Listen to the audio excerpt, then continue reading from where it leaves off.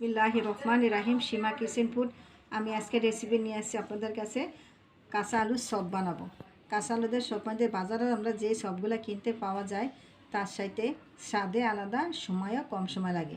তাই প্রথমে এখানে আমি 2 চামচ পরিমাণ দিলাম বেসন, 2 চামচ দেবো আমি চালের গুঁড়া, হাফ চামচ দেবো জিরার গুঁড়া, হাফ চামচ ধনিয়ার গুঁড়া, হাফ চামচের একটু পর দেবো হলুদের গুঁড়া, 1 চামচ মরিচের গুঁড়া, পরিমাণ মতন লবণ, হাফ চামচের একটু পর দেবো আমি কালো জিরা। এখন আমি পরিমাণ মতন পানি দিয়ে এটা আমি মেখে নিব।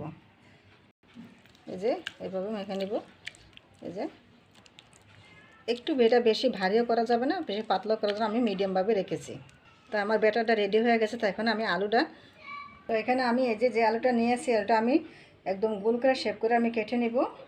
এই যে গোল করে এটা আমি এভাবে শেপ করে কেটে নিয়েছি। এখন আমি এটা পাতলা পাতলা করে কাটবো। দেখুন আমি এই যে আলুটা এইভাবে এইটা একদম পাতলা পাতলা করে এখানে আমি সুন্দর করে আমি কেটেছি। এটা আমি তো পানিতে ভিজে রেখেছি। দেখেন কত সুন্দর হয়েছে। এখন আমি ভাজার জন্য নিয়ে যাই। আমি এখন এখানে একটা যে ফ্রাই প্যান বসিয়ে দিয়েছি। ফ্রাই প্যানে আমি কিছু এখানে সয়াবিন তেল দিয়ে দিব।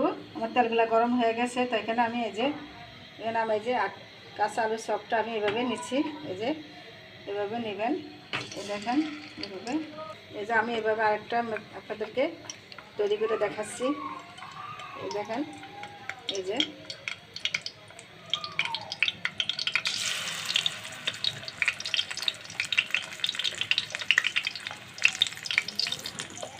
এখন এই যে আমার এই যে কাঁচা আলুর চপটা আছে।